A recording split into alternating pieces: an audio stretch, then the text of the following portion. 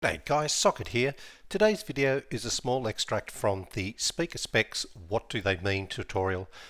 Just so you guys, if you're looking for this topic, you can easily find it without having to trawl all the way through the big 3-hour video. So today's extract is the topic of speaker sensitivity.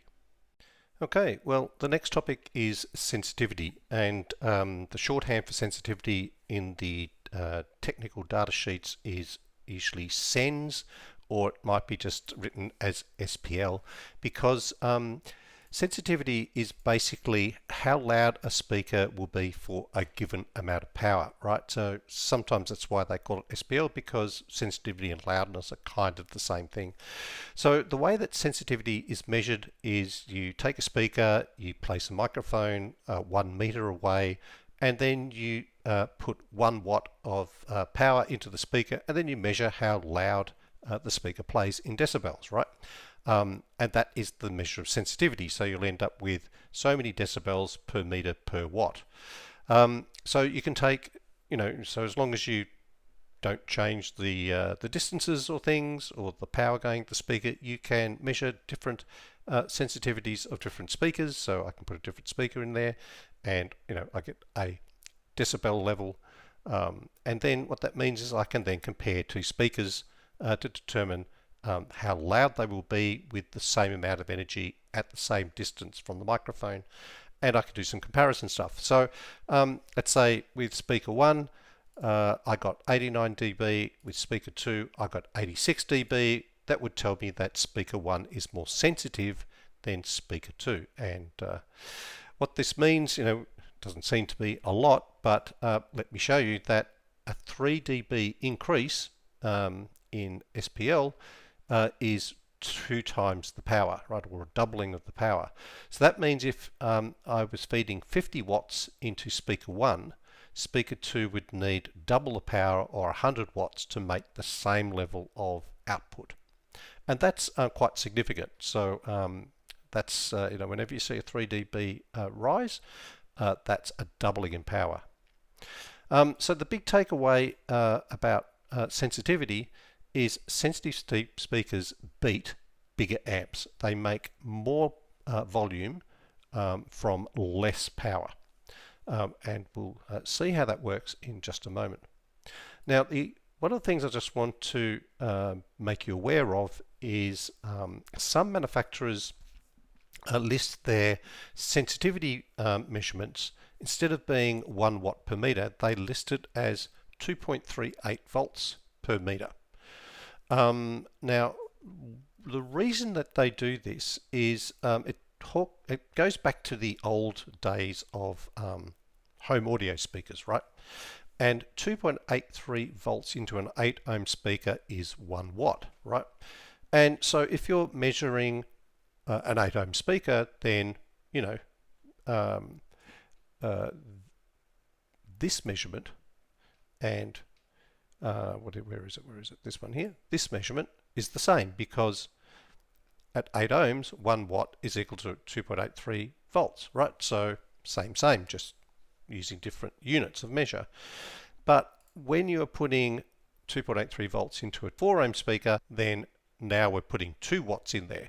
And so 2 watts would actually give us 92 decibels.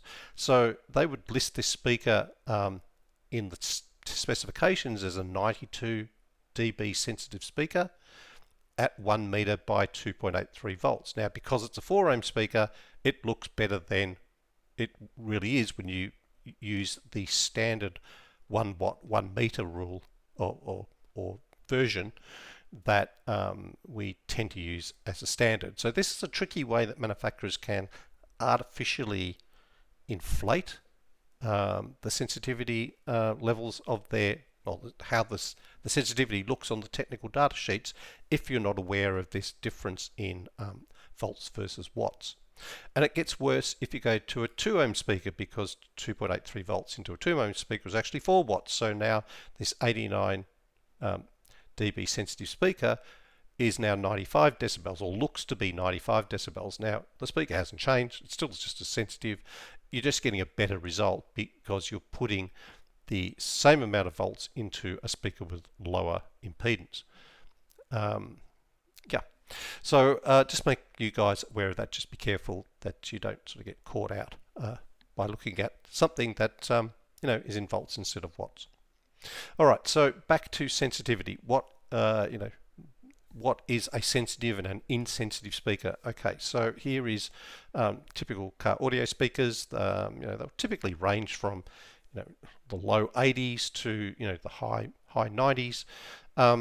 So if you see something that's like 101 sensitivity, or I don't think I've ever come across anything sort of higher than about 96, but be wary if somebody's got ridiculously high sensitivity levels, or they don't put the units right, because it's probably because they're measuring in this 2.83 volt thing that I was just talking to you about.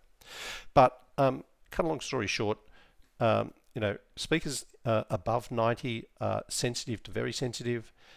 Speakers 87, 86 are kind of average, and when you're getting into the low 80s, they're quite an insensitive speaker. What that means is you're going to need to put more power into insensitive speakers to get the volume out of them, right?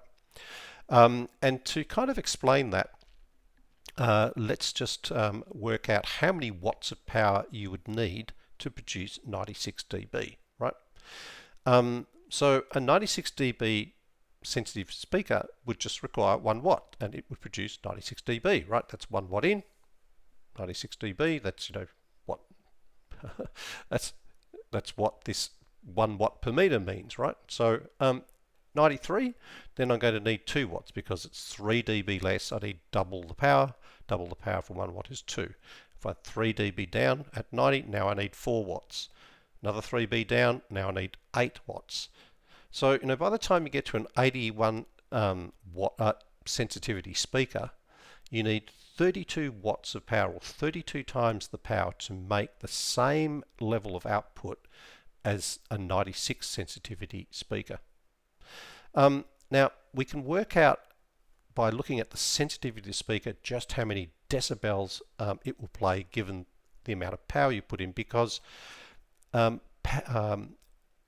loudness is a function of sensitivity plus how many watts that you're putting into the speaker. It's going to be louder if you put in, let's say, 100 watts versus 10 watts, right? That only makes common sense. So the formula for how to calculate how loud a speaker will play is loudness equals the sensitivity of the speaker with 10 times log to the 10 of the watts that you're putting in, right? So how do you figure out this? We'll just pop it into a calculator and it will tell you, right? So let's say a loudness, we want to know the loudness of a speaker. We want to put in the speaker sensitivity. We want to put in the number of watts that we're going to be supplying that speaker. And so let's say we have an 81 decibel sensitivity speaker, very insensitive, and I want to put 30 watts in it. How many, how loud would that play when I give it 30 watts? Well, it's 81. This would be, log 10 to 30 is 1.48. 10 times that gives you 14.8. So I now need to add 81 and 14 together, which gives me a grand total of 95.8 decibels. So for 30 watts, I'm going to get the 81 sensitivity speaker is going to give me nearly 96 decibels of output. So let's do that for all of these speakers on our little table. So here's the 81 sensitivity speaker. It's going to produce 96. When I get a 90 sensitivity speaker, I'm going to be producing 105 decibels, and a 96 sensitive speaker is going to be producing 111 decibels. Now remember, this is not a linear scale. This is logarithmic. So for every 10 dB, that's a doubling in volume, right? So 96 to 105 is almost 10 dB. That's double, right? This speaker is going to play twice as loud on 30 watts as this speaker. And then by the time you get to this speaker, it's going to be playing another, not quite double again, but another 50% louder, right? So, this 15 dB is going to be 2.5 times louder than this this 96 dB sensitivity speaker is going to be 2.5 times as loud as the 81 dB speaker. And that's pretty loud, right? Yeah. So I guess some takeaways, right? Some things you need to know about sensitive speakers, why they matter. And so the first thing is sensitive speakers matter more than watts. A speaker's sensitivity is more important than whether it's a 200 watt speaker or a 400 watt speaker. Always go for a more sensitive speaker. And the reason for that is, as we just said, a 93 decibel sensitive speaker with 30 watts will produce 108 decibels. If your sensitivity of your speaker is 87, you need 126 watts of power just to match that 108 dB. Right, so it's not a big difference in sensitivity, but you need to put a lot more power in to get the same output. So sensitivity, you'll get more loudness for bang for your buck with a sensitive speaker than you will with big wattages. The second one is, we touched on this before, is that every 3 dB of difference in sensitivity is a doubling in power, right?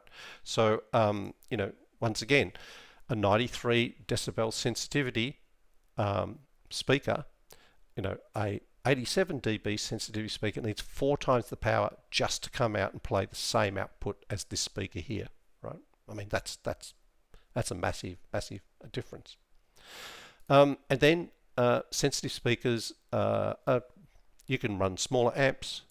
They need less power than insensitive speakers. They run cooler, so they physically have less heat, which means that they have more thermal. You have higher thermal limits, right? Because they play obviously louder with more power. So there's lots of advantages to sensitive speakers. So what do you look for beyond just the sensitivity metric in the data sheet? And usually you'll be looking for something in a speaker that has a high motor strength, a large cone area, and a small moving mass, right? They're the characteristics of sensitive speakers. So there you go. That's my tip of the day. So there you go. Speaker sensitivity, it's one of the most important things that I look for when purchasing a speaker, because you get free loudness and allows you to run small amplifiers or to use more power that's available from your current amplifiers to get more output. So it's really a win-win. So who knew?